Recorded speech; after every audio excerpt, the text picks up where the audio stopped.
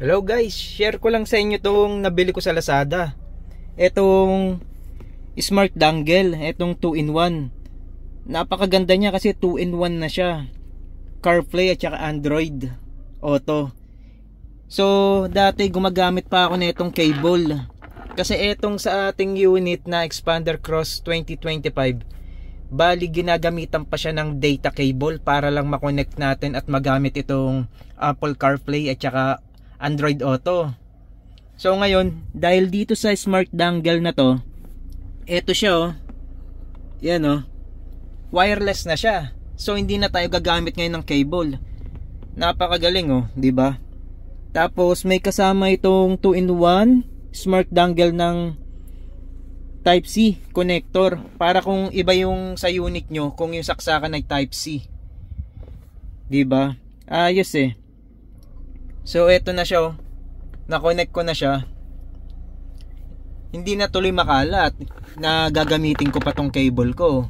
So ang galing. Oh, connected siya. Ayos, 'di ba? Oh, ayan siya oh.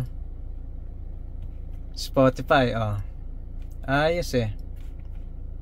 Ganda niya, maganda. So bali nakasaksak na lang tong etong USB natin na to, etong dongle. Bali sa every time na gagamitin natin tong sasakyan, so automatically na magko-connect yung ating phone kung naka-open na yung ating Wi-Fi at Bluetooth. Dahil naka-connect na siya, so ganun na lang lagi, 'di ba? Napakadali na. Parang hindi ka na magsasaksak pa ng cable. Kada gamit mo sa sasakyan, bit-bit mo yung phone mo, oh, connected na siya kagad. So okay siya.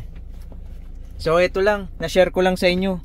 Napakamura lang nito, 400 plus ko lang nabili. Pero yung iba nito na nakikita ko, napakamahal. 1.5. Tapos ang magagamit mo lang ay yung pang iPhone, yung CarPlay. Hindi siya pwede sa Android Auto. 'Di ba? Tapos 1.5, tas ito 400 plus lang. Okay siya. Tested siya. Kaya sa mga naka-expander oh, okay na okay siya oh. Compatible siya.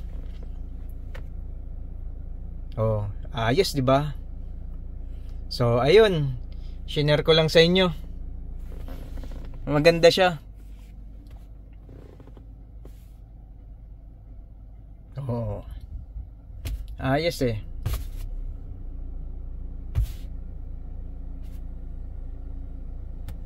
Google Maps.